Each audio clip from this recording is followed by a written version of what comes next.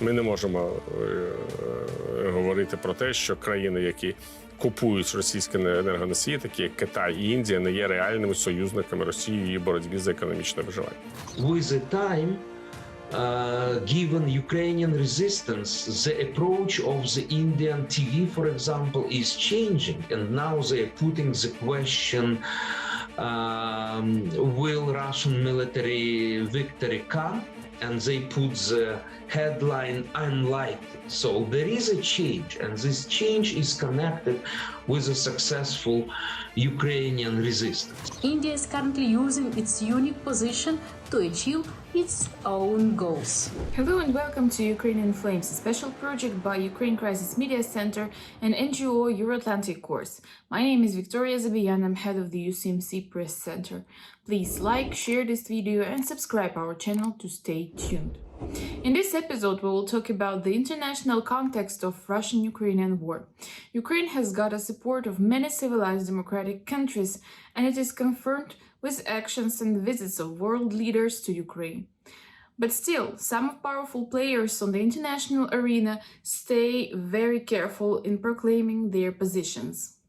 One of that countries is India. Today we collected materials that explain why India continues its economic cooperation with Russia, why it stays silent on the issue of Russian aggression toward Ukraine, and what can be done with it. With the beginning of Russian invasion to Ukraine, India has officially taken a neutral position. On the one hand, the country openly does not support Russian aggression and calls for an immediate stop of hostilities and solution of the conflict through diplomatic means.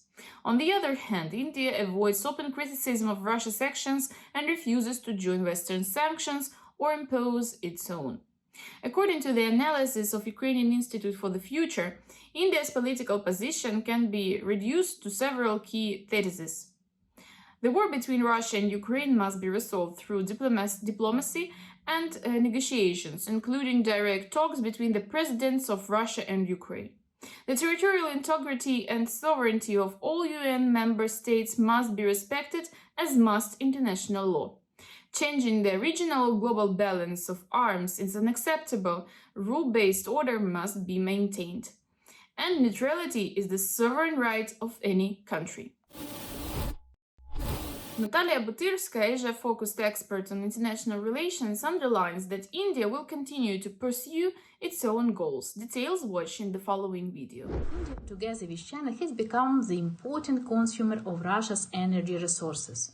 As the United States and the European nations try to find a way to punish Russia for its aggression against Ukraine through sanctions and an energy embargo, India's response to the Russian invasion is different from the world's democracies and the US strategic partners. India, as one of the world's democracies, would seem to be on their side. However, the Indian government likes to repeat that it is following its own national interest, and these interests do not always meet the expectations of the partners with whom India has close relations. For India, Russia's aggression in Europe is a problem for the United States and the Europe countries. India's problem is China. And in deterring China, India needs both the United States and Russia, and it considers cooperation with both states important in this matter. India's neutrality about Russian-Ukrainian war is a continuation of its balancing policy of the complex regional security issues. It is based on estimates that strong relations with Russia will help to reduce China's influence and deter Pakistan. In fact, India continues to hold the position that Russia's alienation could undermine its own security. India considers Russia as a reliable long-term partner. India's historical closeness to the Soviet Union was shifted to cooperation with Russia. Nowadays, the two countries are inclined to two different camps, and this brings challenges to their relations. India has recently become significantly closer to the United States. Deterrence of China in the Indo-Pacific is the focus of both the United States and India. For Russia, China is a major strategic partner, especially of the context of Western isolation. At the same time, China is a major threat to India. However, even in these circumstances, Moscow and Delhi are trying to maintain bilateral cooperation and separate them from their own relations and contradictions with China and the United States. The Indian government has repeatedly stressed that it is always pursues an independent foreign policy based on its own interest, and also that its international relations with a particular state do not depend on its relations with other states. India managed to maneuver between several different pools on issues that are important to it. This can be illustrated by India's affiliation with organizations that oppose to each other. The pro-American Quad and the Sino-Russian SCO RIG BRICS. In this way, India seeks to benefit itself, but at the same time avoids coordinating its own decisions with any of them. Russia's invasion of Ukraine has led to higher world oil prices. Due to sanctions and the oil embargo from the EU, Moscow has focused on Asia market and is offering big discount on oil. India and China have now become major Asian buyers of Russia oil. India refineries are taking this opportunity. They buy cheap Russian oil and after refining, sell the product by high prices on the world market. The United States has repeatedly asked India not to increase its purchases of Russian oil. However, the Indian government emphasizes that it acts in the interest of national energy security and has pointed out to European states their own dependence of Russian gas. Imports of crude oil from Russia to India rose from 100,000 barrels per day in February to 370,000 per day in April and 870,000 in May. Imports of Russian coal also rose sharply. India justifies the growth of imports of Russian energy products with attractive prices. The discount is up to 30% and the possibility to pay by rupees.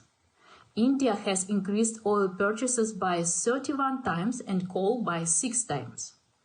New Delhi defends trade relations with Russia, emphasizing that the cessation of purchase of Russian energy products could lead to rising world prices and harm to Indian consumers. India imports about 80% of crude oil, which is an important factor in the development of the Indian economy. This is especially urgent now that the economy has not recovered from the negative effects of the pandemic. It is clear that India, by continuing to trade with Russia, is helping the Russian economy to reduce the negative impact of Western sanctions and restrictions. However, India's own benefits are more valuable than harming the global order of Russian aggression. In this position on the Russian-Ukrainian war, India acts in accordance with two important factors, security interest and economic interest, which are unlikely to give up in the near future. As an important partner for both the United States and Russia, India is currently using its unique position to achieve its own goals.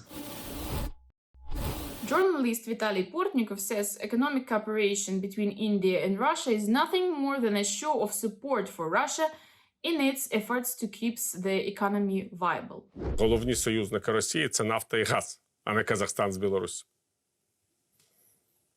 Поки Росія отримує мільярди доларів за продаж своїх енергоносіїв і буде їх отримувати хай у меншій кількості, якщо вона буде їх продавати на азійські ринки, російська економіка може існувати. Ми не можемо говорити про те, що країни, які купують російські енергоносії, такі як Китай і Індія, не є реальними союзниками Росії в її боротьбі за економічне виживання. І це зовсім не всі держави, які отримують російські енергоносії.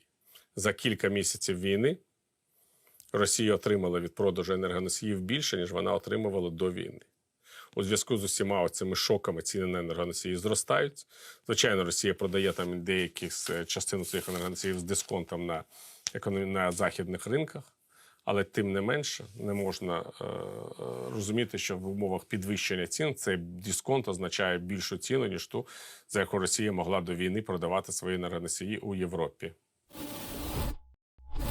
So, besides the work with Western countries in order to increase support for Ukraine, Ukrainian government needs to pay attention to developing countries where Russian propaganda still works very well, and because of this, the society of these countries do not see anything unacceptable in cooperating with aggressor country. Let's listen to the point of this issue by Olexiy Haran, researcher and expert. A lot should be done regarding Russian propaganda in the third world, because the countries of the so-called third world, they look what's going on in Ukraine in the context of the Cold War. So they believe that this is a product of the Cold War. The Cold War is still going on. Russia is threatened by the NATO expansion. So this is kind of, ideological framework for them, for many countries of the third world. A lot of them relies also on economic relations with Russia, but also on military relations with Russia, and they are trying to use the concept of the multipolar world.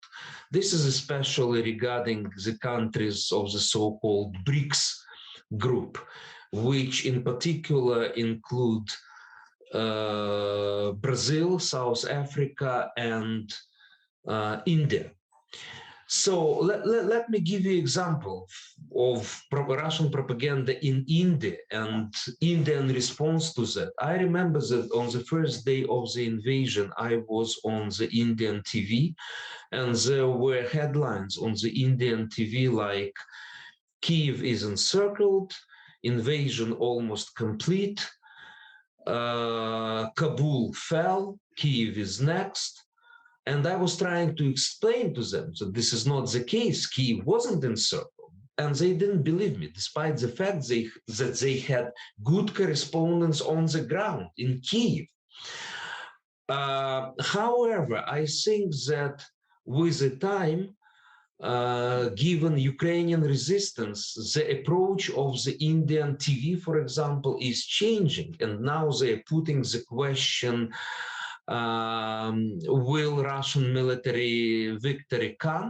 And they put the headline unlikely. So there is a change, and this change is connected with a successful Ukrainian resistance. Still, if we are talking about position of countries like India in international organizations, it's quite, it takes into account pro-Russian narratives. For example, during the vote on the United Nations General Assembly resolution on March the 2nd, with demand to stop Russia's aggression, India and South Africa abstained from it.